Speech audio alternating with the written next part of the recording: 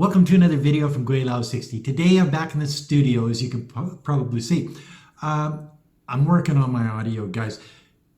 Over the last couple of videos that I've done in the studio, the audio has been atrocious. The first one, I was just basically in an empty room, and it sucked. It sucked big time. I know, it was just tin. The echo was there and everything. There was no background. There was no green screen. There was nothing. It was just like as raw can get. It's back in the old Gweilo 60 days where I didn't give a rat's ass and I'd put anything out. Well, because this is a hobby, I have fun with it. And part of that fun is trying to get better, trying to learn how to do things in a better way. And sometimes the studio works better just for the fact that you don't have that background noise, you don't have the honking, you don't have the city, you don't have all of that other stuff. So when I'm trying to get a point across, you can focus on me and the beautiful background that I've got in the background, but that's another story. But so on a Huawei phone, I'm going to do a video today, and you tell me how my audio is, how my video is. Comment in the comment section below. But that's not what this video is about. So you're probably thinking, after that long-winded introduction, what is this video about? Have you watched what's going on with Russia? Have you watched what's going on in Europe, in the United States, in Poland? Let me start here. The United States and its allies, the UK and Canada and Australia and New Zealand, the Five Eyes countries, which are the richest countries in the world, according to them, sanctioned Russia for going into the Ukraine. Whether they went into the Ukraine legitimately or not is not what this video is about, but the aftermath is, okay? Gweilo style. You know what I mean? Anyway, back to the story. So the Americans and the British and whatever, the European Union and NATO, let's call it how it is.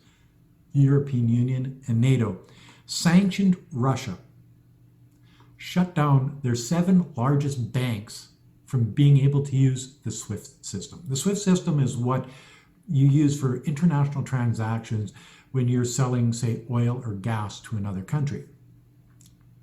Okay? Because they went into the Ukraine. I didn't see the United States being sanctioned for going into Iraq. I didn't see the United States being sanctioned for going into Syria.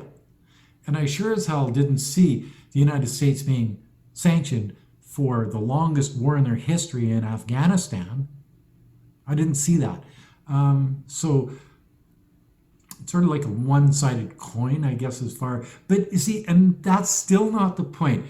So what did Vlad do? What did Vlad do? He says, well, if you're gonna be buying Russian oil or natural gas or coal or metals or anything, you're gonna be paying us in Russian rubles. Oh no, really? See, before this happened, it was unheard of that the United States dollar, because all of these transactions that would go through the SWIFT were done in United States dollars. They were the dollar. They were the reserve dollar. They were the petrodollar. They were all of this and more. And this is why the United States is so rich and strong, is because their dollar is used for all of the international transactions around the world dealing with this kind of stuff. Okay, well, that's good. So Vlad says, no, if you're a country that is our enemy in this deal, you're going to have to pay for your natural gas. You're going to have to pay for your oil and coal and minerals, and all this other stuff is coming in the future in rubles, in Russian rubles. Oh no. See, when they put the sanctions in, the Russian ruble just dropped like a stone to begin with. And the Russians upped the interest rate to, I think, 20%. To try to keep the Russian people, to keep their money in the Russian bank accounts and Russian rubles and stuff. And it actually did work.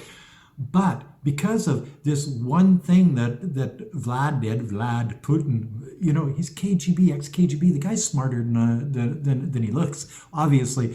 But so so what happened is, as soon as they had to buy in Russian rubles, well, now the European Union, places like Germany and stuff like that, are buying in Russian rubles. India is buying more oil than they did in the past, and all in Russian rubles. They shut down Poland and I think Bulgaria, if I'm not mistaken, because they refused to pay in Russian rubles. So they just turned it off and they said, no, you can't have any. Okay, so that's a good thing, I guess, for Russia, because now that you have to buy in Russian rubles, people have to go, because to buy in Russian rubles, you have to have Russian rubles. So they had to, all of these countries had to go out and buy Russian rubles. What do you think that does to the Russian ruble? It makes it go up in value, definitely. So instead of going down like the Americans wanted it to, it went exactly. I think it's the highest it's been in 5 years right now at this point.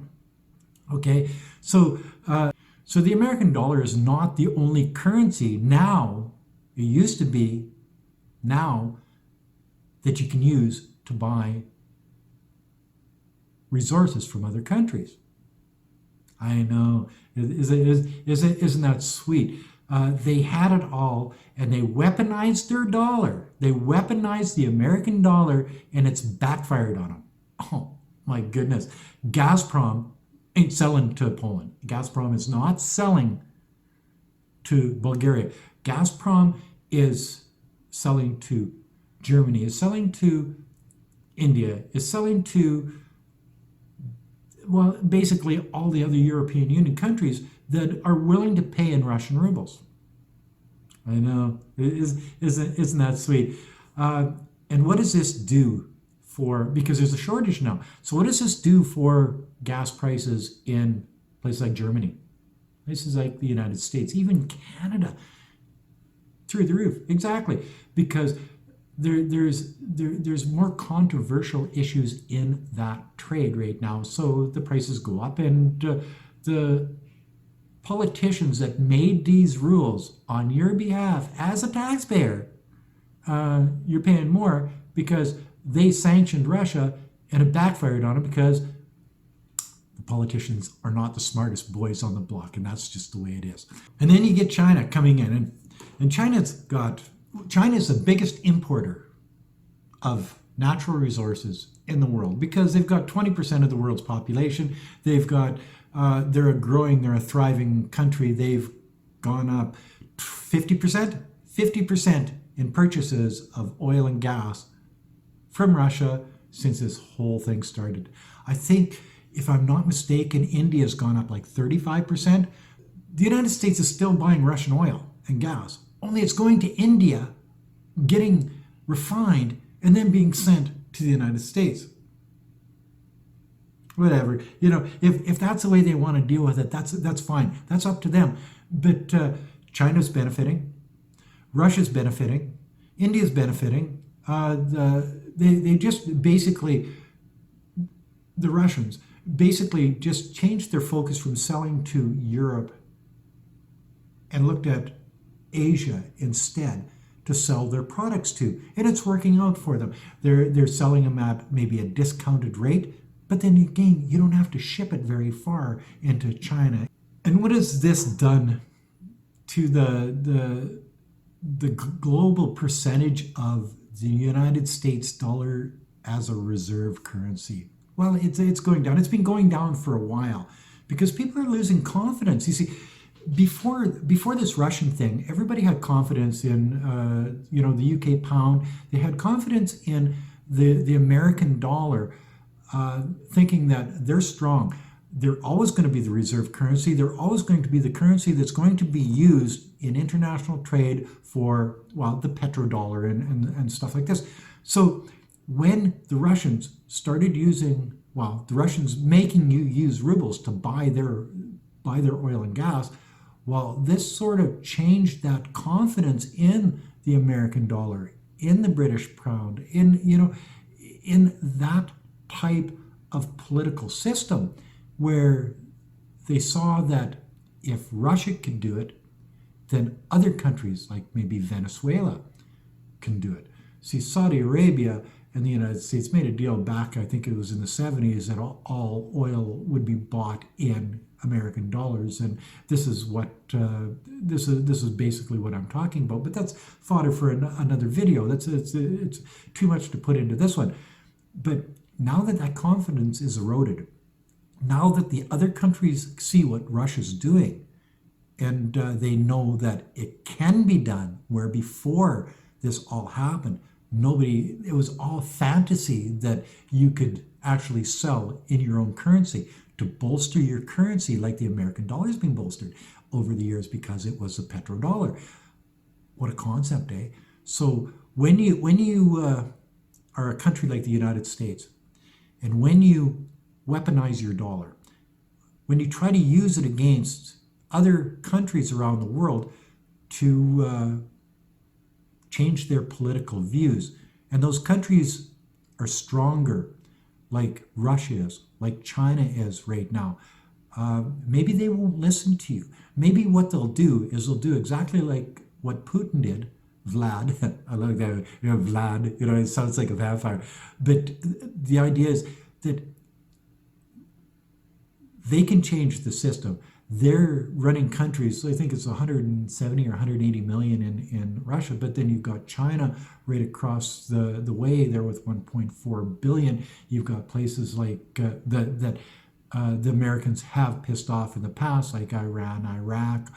That whole area sort of looks at the American people as sort of a pariah state, and they only dealt with them because they had no other choice. Now there's more choices coming, and things are getting better because of this one skirmish between Russia and Ukraine around the world.